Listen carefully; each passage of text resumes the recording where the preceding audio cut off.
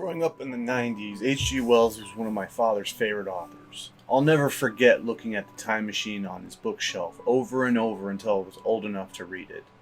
That I did finally read it probably 100 years after it was written is astounding. That it still has a legacy is profound.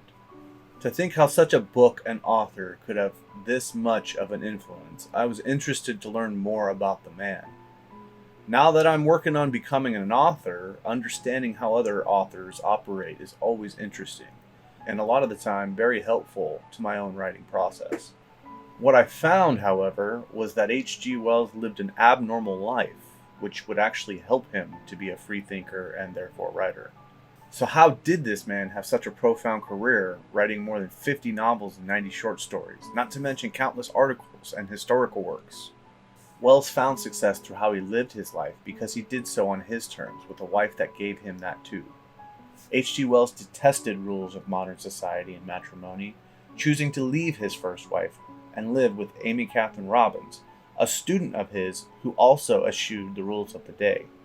If H.G. Wells was abandoning his wife for another woman, so was the other woman agreeing to withstand the same slander from society. I don't think it can be understated how much they needed and thrived because of each other. 2 years after Amy and Wells got together, The Time Machine was published. The career H.G. Wells had was undoubtedly helped by the women he had in his life, especially his wives, and even more especially his second one. His first wife for allowing him to leave for another woman, and his second wife for much, much more. Wells' second wife, Amy Catherine Robbins, was his partner, confidant, sounding board for ideas, and typer of manuscripts. Multiple other women were important to Wells as well, two of which had his children with his wife's blessing out of wedlock. It's this different understanding H.G. Wells was able to acquire from his wife that enabled him to produce the amount of products that he was able to.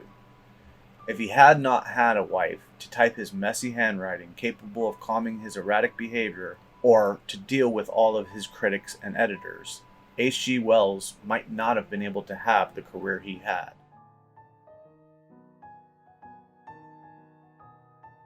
Over the 5 years following The Time Machine, H.G. Wells would go on to publish successful classics such as The Island of Dr. Moreau, The Invisible Man, and The War of the Worlds.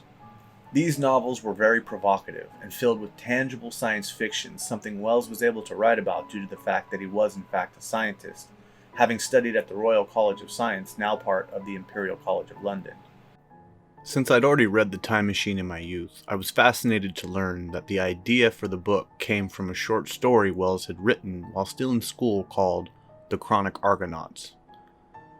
Having now just read it and understanding that it took 6 further years and as many drafts to become The Time Machine, I'm very humbled. The tale is very interesting and still features a time traveler getting questioned and confused attraction from people in society. But gone is the adventure the protagonist goes on into the future. It makes me wonder how much a partner could help in evolving the ideas of what this short story would become.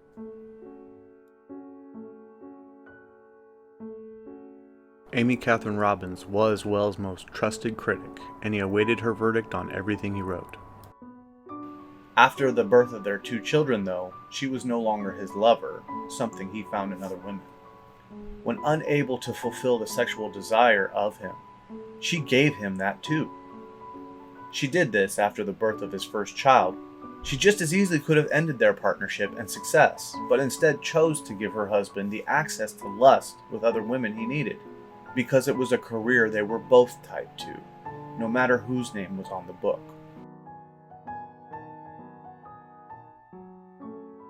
Their marriage would go on to be a turbulent affair in the eyes of the public, with H.G. Wells flaunting different women and mistresses, as well as having children with 2 of them. His wife did go on to have a second child, and they stayed married until her death. She stayed his personal assistant, typist, editor, and manager. And while Amy Catherine Robbins doesn't get credit for the work she did, her legacy definitely lives on in H.G. Wells. I personally don't think he could have done it without Amy Catherine Robbins or the women that he spent time with.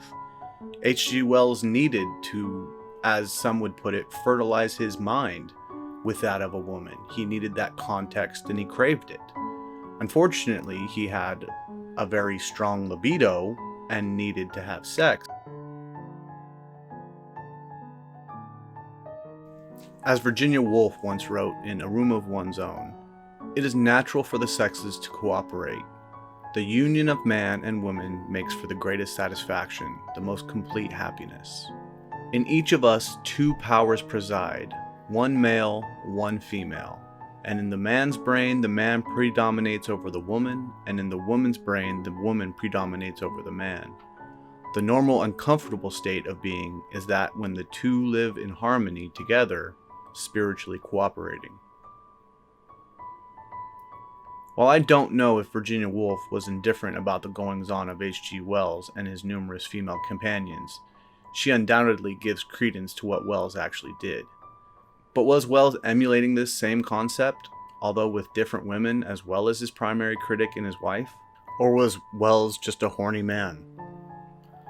I like to think that the women knew better, and the women made him a better man, and therefore all of his writing better. Especially the woman who typed up his manuscripts.